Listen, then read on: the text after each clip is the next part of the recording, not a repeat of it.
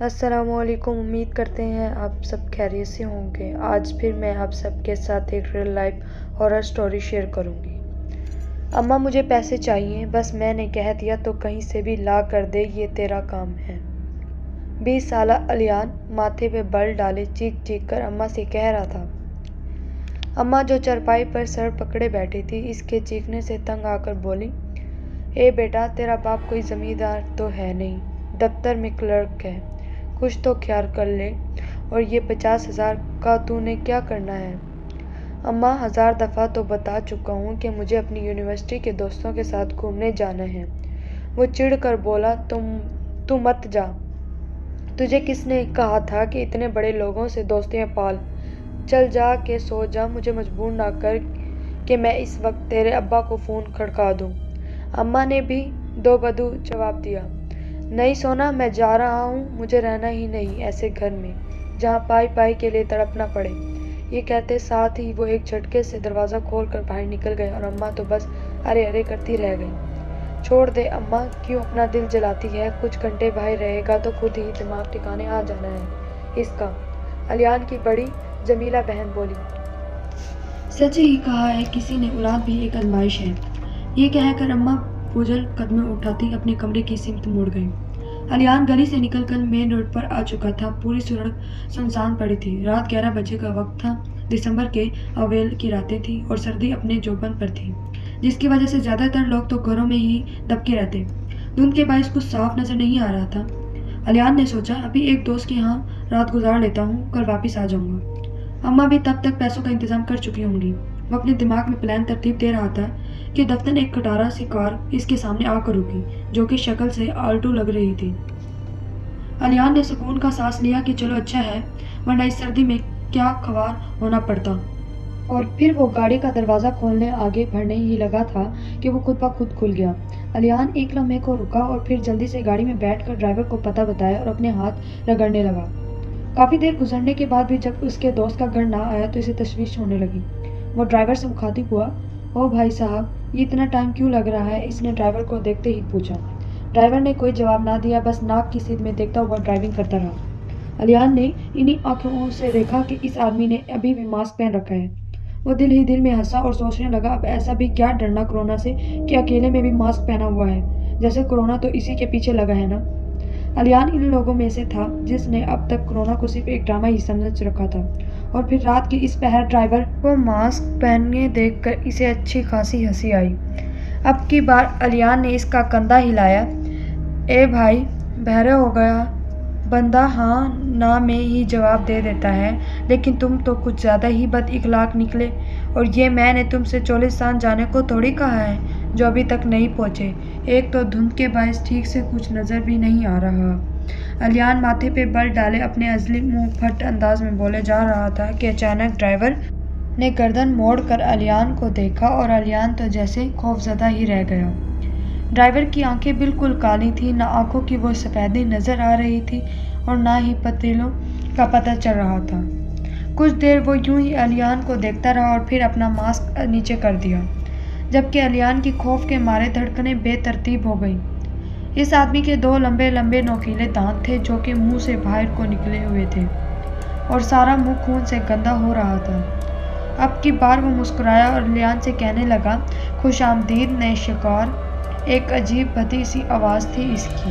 الیان جیسے اچانک ہی ہوش میں آیا اور پھر کچھ بھی سوچے سمجھے بغیر دروازہ کھول کے چلتی گاڑی سے چھلانگ لگا دی اور سڑک سے ہوتا ہوا درختوں کے بیچ جا گرا۔ اس کے چہرے پر کافی خراشیں بھی آ گئی تھیں، مگر وہ ان کی پرواہ کیے بغیر اٹھا اور اندھا دھند بھاگنے لگا، اس بات سے بے خبر کہ ابھی وہ اور کتنی بلائیں اس کی منتظر ہیں۔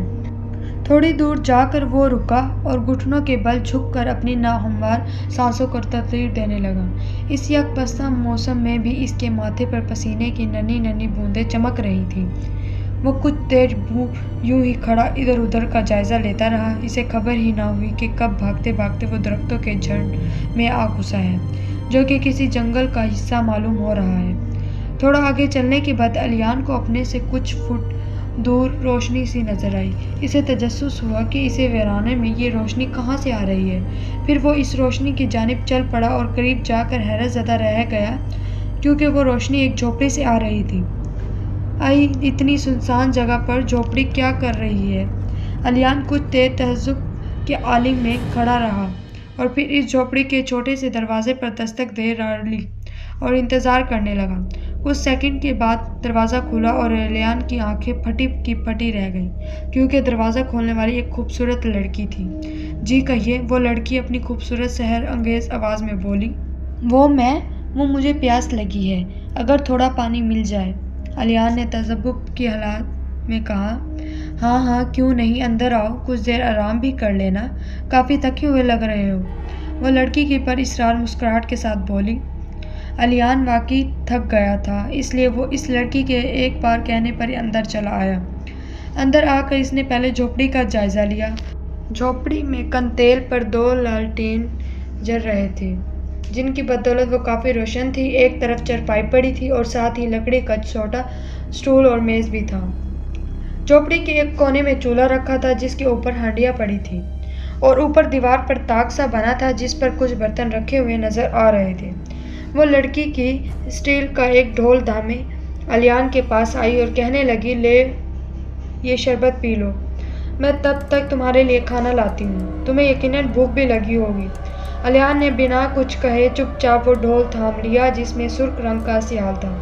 वो छोटे छोटे घूंट भरने लगा। कुछ अजीब सा जायका लगा इसे इस शरबत का। कुछ ही देर में वो लड़की एक प्लेट और चंगेरी उठा के ले आई और अलियान के सामने मेज़ पर रख दी और खुद जाकर झोपड़ी की खिड़की के पास खड़ी हो गई।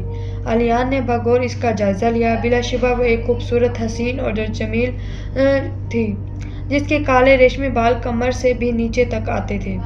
मगर ये क्या? अलियान को अपनी आंखों पर यकीन न आया। इसने एक बार दोबारा फिर अपनी पलकें झपकाई, मगर वो मंजर ना बदला। ये इसकी नज़र का धोखा ना था, बल्कि सच में इस लड़की के पैर उल्टे थे। अलियान ने घबरा कर नज़रों का जाविया बदला और सालन की प्लेट की तरफ देखने लगा, मगर वो ये देखते ही दंग रह गया कि इस सालन में इंसानी उंगलियां पड़ी थीं। इसे अबकाई आई। वो एक झटके से उठा, जिसकी वजह से प्लेट दूर जा गिरी। तभी इस लड़की ने मुड़कर अलियान को देखा और फिर चेहरे पर शैतानी मुस्कुराहट सजाए धीरे धीरे अलियान की तरफ कदम बढ़ाने लगी। अलियान ने देखा कि इस लड़की का रूप आहिस्ता आहिस्ता बदल रहा है। अब ना तो वो खूबसूरत मुस्कुराहट थी कहीं और ना ही वो गोरा रंग। इस लड़की के नाखून लंबे हो गए, आंखों की जगह अजीब से काले घड़े नजर आने लगे। गाल इस तरह बिछ गए जैसे वहां सिर्फ हड्डियां ही हों, और खूबसूरती ने भयानक रूप धार लिया। वो मुंह खोले अलियान की तरफ बढ़ रही थी, जिससे इसके काले टूटे फूटे दांत नुमाया हो रहे थे। खुश आमदीद मेरे नए शिकार, वो आगे बढ़ते हुए बोली। अलियान के अंदर खौफ की एक लहर दौड़ी।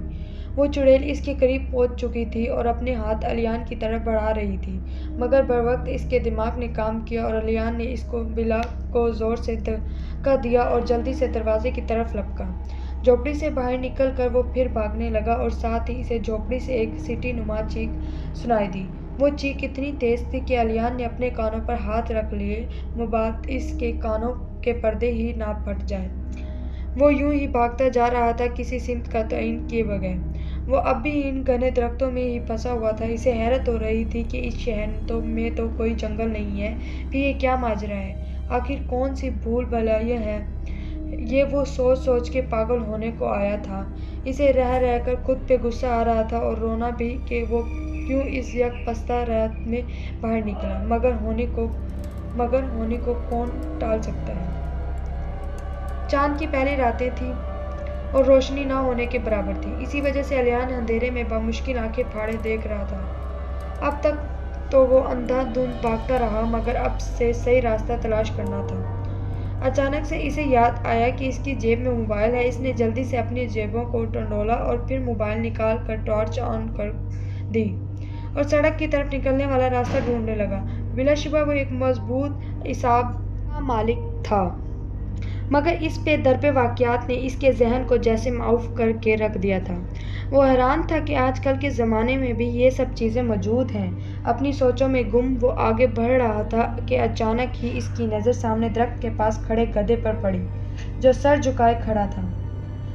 अब इस बेचारे गधे को कौन पागल इतनी ठंड में यहाँ छोड़ कर चला गया? चलो करीब जाकर देखता हूँ, क्या पता इसका मालिक यहीं कहीं हो। फिर वही तजस्सुस। الیان صاحب کا واقعات کو ذہن سے چھٹک کر اس گدھے کی طرف بڑھا۔ قریب پہنچ کر اس نے اس پر ٹارچ کی روشنی ڈالی اور پھر اسے ایک اور حیرت کا جھٹکا لگا۔ وہ گہرے کالے رنگ کا گدھا تھا۔ الیان کو سمجھ نہیں آ رہی تھی کہ یہ چکر کیا ہے۔ رات کے اس پہر یہ گدھا اور اتنا گہرا رنگ۔ وہ اپنی انہی سوچوں میں گم تھا جب چند ساعتوں کے بعد اس کی نظر دوبارہ اس گدھے پر پڑی۔ وہ خوف زدہ ہو کر کچھ قدم پیچھے ہو گیا۔ اس کالے گدھے کے کان نیچے کو لٹک رہے تھے جبکہ اس کا سر اوپر درخت کے اونچے تنوں تک پہنچا ہوا تھا۔ اسی اثنا میں اسے وہ سیٹی نما چیخ دوبارہ سنائی دی جو کہ اسے چڑیل کی تھی، اور دوسری طرف سے وہ آدمی آتا ہوا دکھائی دیا جس کے لمبے نوکیلے دانت دور سے ہی چمک رہے تھے۔ اور پھر وہ اپنی بھونتی آواز میں مخاطب ہوا، یہ میرا شکار ہے، میں لایا ہوں اسے یہاں تک، تم دونوں اسے چھونے کی ہمت بھی نہ کرنا۔ تب ہی وہ چڑیل اڑتی ہوئی کہیں سے آئی اور اس آدمی پر چپٹ پڑی۔ وہ دونوں آپس میں گدم گدا ہو گئے جبکہ وہ گدھا اپنی سابقہ حالت میں موجود تھا۔ یہ سیاہ روح تھا، ایک ایسی مسخرہ مخلوق جو انسانوں کو دھوکہ دے کر خوش ہوتی ہے۔ یہ مخلوق کوئی بھی شکل اختیار کر سکتی ہے اور اپنا قد اور حجم بھی مبالغے کی حد تک بڑھا سکتی ہے۔ الیان پھٹی آنکھوں سے ان شیطانی قوتوں کو آپس میں لڑتے ہوئے دیکھ رہا تھا، یہ سوچ کر ہی اس کی جان نکل جا رہی تھی کہ وہ دونوں ان میں سے کسی ایک کا شکار ہونے والا ہے۔ ایک طرف وہ مرد تھا جو اس کے خون کا پیاسا تھا، دوسری طرف وہ چڑیل۔ الیان نے بچپن میں سنا تھا کہ چڑیلیں انسانوں کا دل اور کلیجہ بہت شوق سے کھاتی ہیں۔ یہ سب سوچ سوچ کر ہی اس کا خون خشک ہو رہا تھا۔ یا اللہ میری مدد کر، میں ان شیطانی قوتوں کے ہاتھ نہیں مرنا چاہتا۔ پھر وہ دھیرے دھیرے اپنی جگہ سے سڑکنے لگا، اسے اب یہاں سے بھاگنا تھا۔ وہ آدمی اور چڑیل ایک دوسرے کو اٹھا اٹھا کر پھینک رہے تھے جبکہ سیاہ روح وہ گدھا ہر چیز سے بے نیاز کھڑا تھا۔ الیان نے موقع غنیمت جانا اور ایک دم مڑ کر بھاگنا شروع کر دیا۔